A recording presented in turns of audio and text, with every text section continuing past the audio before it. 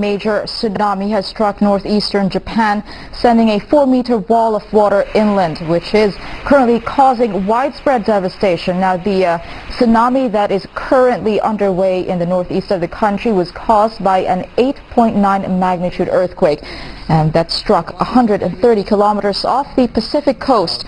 Well, aftershocks have been felt within the last few minutes, and so far 23 people are confirmed dead, but that number has been rising and is expected to rise. Now, there are also reports that the first wave has reached Russia's Kuril Islands to the north, reportedly around a meter high. The waves of around a meter high. But as you can see in the pictures, you have massive walls of waves just eating up everything in its path. Now, in the devastation, there are about 200 people who have reportedly been washed away.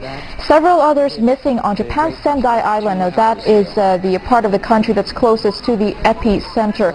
Of course, the damage, the quake itself was also felt in Tokyo, with fires and injuries widely reported.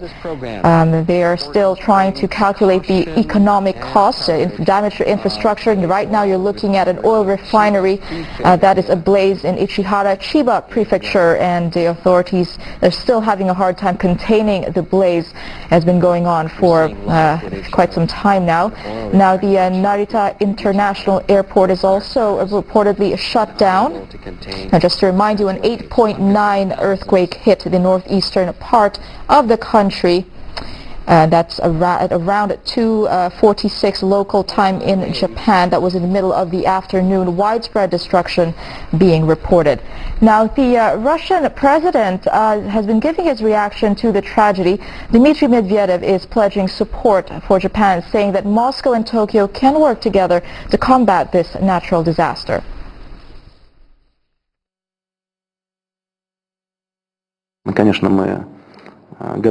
Of course, we're ready to help our neighbors in overcoming the effects of this severe earthquake.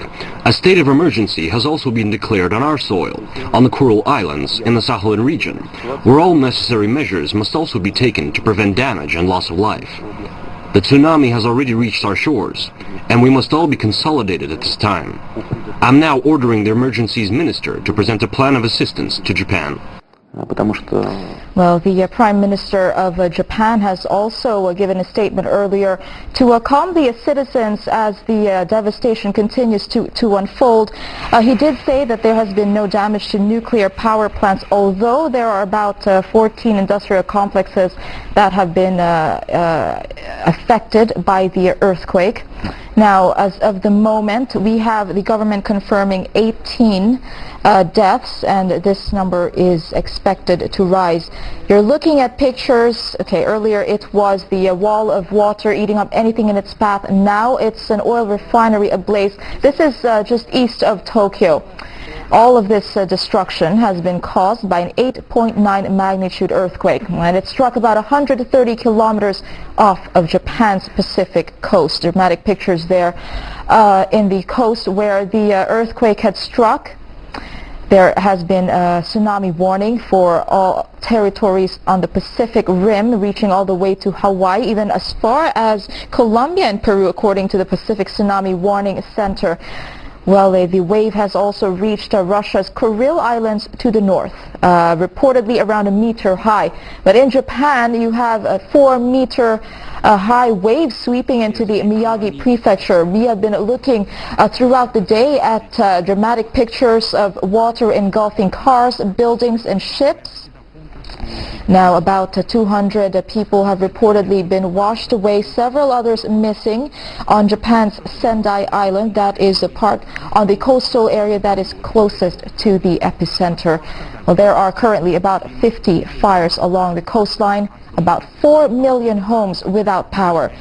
Prime Minister Naoto Kan has been organizing an emergency response team to tackle the disaster. According to their reports, they're having a bit of difficulty going to the quake-hit areas because of the devastation. Communication is crippled. The international airport is currently closed. Again, we heard a statement from Russia's President Dmitry Medvedev. He reiterated that they will help each other to deal with the catastrophe.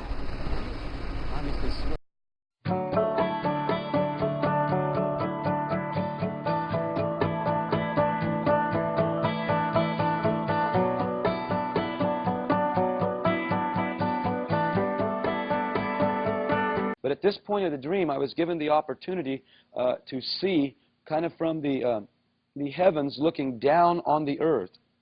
And what I saw was that I was able to see, the globe was kind of out here like this, and I was able to see very clearly many cemeteries and graveyards. Then I was brought very close to many of these graveyards, and what I saw was a very unusual thing to me, was that the ground was breaking open. Literally, the dirt was breaking open kind of violently, and people were coming out of the graves.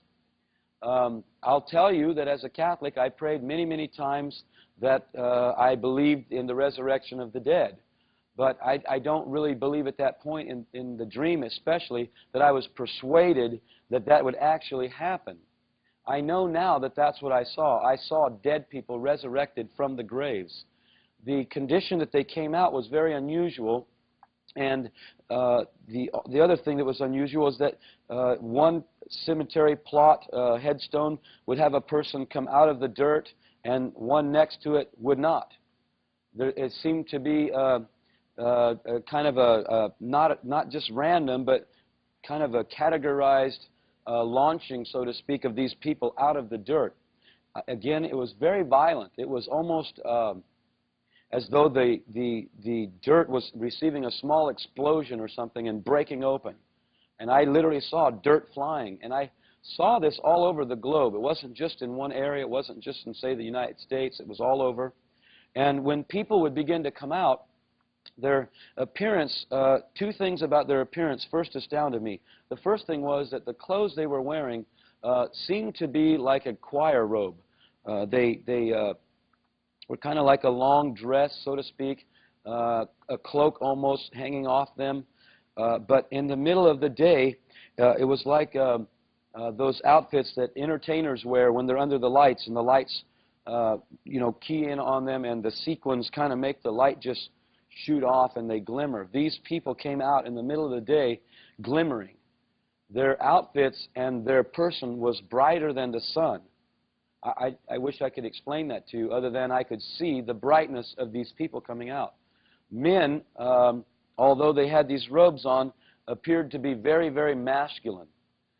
You know, I always used to think that, you know, those robes I had to wear when I graduated from school kind of looked kind of feminine, you know. But these things that these people were wearing were masculine, and yet when women were resurrected, they looked very feminine.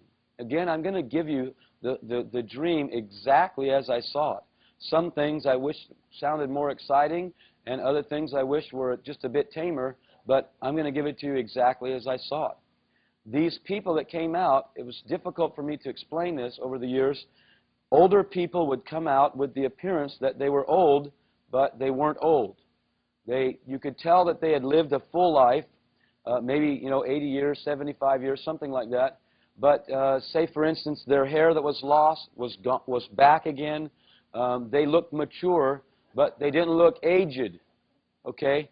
Young people, I saw a lot of young people resurrected, and although they looked very young, they weren't very young. There was a maturity about them.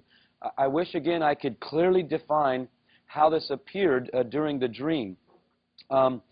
The position that I was in at this time didn't give me the allowance to understand these things because of the staunch Catholicism that my family and I had practiced.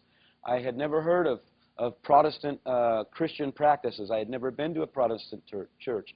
I had never experienced someone witnessing to me the gospel of Jesus Christ and the plan of salvation. I had never read the book of Revelation. And to be very, very frank with you, even to this day, it would have been a lot easier for my life if I would have never been given this dream.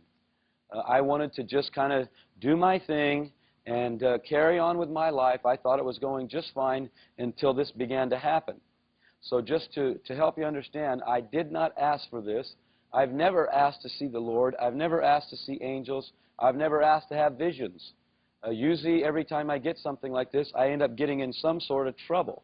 And so I don't really like the trouble that kind of follows you when God starts to show you things. The other thing that I want to make clear to you is when this was happening, I really didn't understand that it was God at first. And so just to have you understand where I came from, there was no desire for me to experience this dream. All of a sudden, the people that came out, they just disappeared. I wish I could tell you where I saw them go. I don't know. I don't know if they were taken and hidden somewhere. I don't know if they were taken in the clouds because I never saw them go up. I never saw them go away. They just vanished.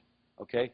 One thing I can tell you is I did not see one person on planet Earth changed like we've read in the Bible where it says, you know, the dead in Christ shall rise first, and those which are alive and remain shall be changed. I didn't see anybody at that point, when I saw these people come out of the grave, changed or get zapped out of planet Earth, meet the Lord in the clouds. I didn't see anything like that, okay? Again, I need to tell you, I had never heard of a rapture. As a Catholic, second coming of Christ was not even a dogma of our church. We didn't practice the belief in a second literal coming of Jesus Christ. And so this all was very foreign to me. And as soon as these people disappeared, for a lack of words, wherever they went, mass hysteria began to hit the earth. People had the appearance of absolute despair, hysteria. There was pandemonium everywhere. There was mass chaos. Lawlessness and fear was working everywhere. I was able again to see in many quadrants of the earth, and there wasn't any one nation that was under this. All of the globe was experiencing.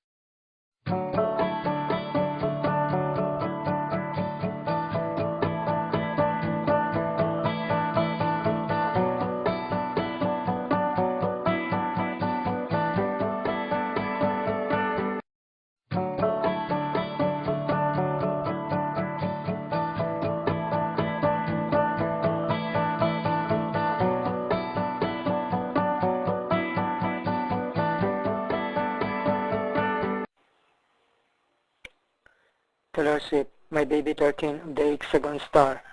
One of the 9 orders of angels is the principality.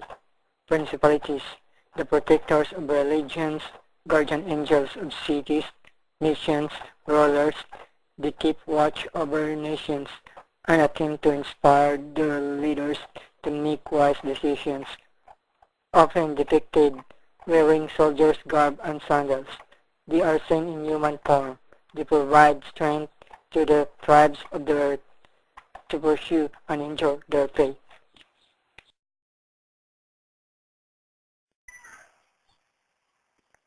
This photo comes from Dragon Ball Z. In that movie, this is a super saiyan that flies outside the earth. See Taylor Swift, baby. Satan lacks the ability of the super saiyan immortal Lord Jesus Christ. What he lacks, he forms it a hexagon star. One day we will fly together, Taylor Swift, baby. Please say yes that you will take care of my US visa and marry me. This photo comes from Dragon Ball Z. In that movie, this is a super saiyan that flies outside the earth. See Taylor Swift, baby. Satan lacks the ability of the super saiyan immortal Lord Jesus Christ. What he lacks, he forms it a hexagon star. One day we will fly together, Taylor Swift, baby. Please say yes that you will take care of my US visa and marry me.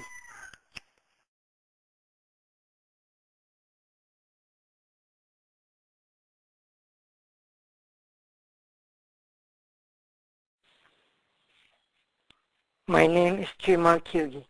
Taylor Swift, baby. Sue, have a plan this year. Take me with you and we'll get married. Our destiny is so glorious. That is big. We are God's and highest ranking super saiyan immortals. Our future destiny. So wonderful to be God's and highest ranking super saiyan immortals and be worshipped by millions of angelic beings and all super saiyan immortals. Satan doesn't like it, but my Papa Jaime likes it for the best of his son.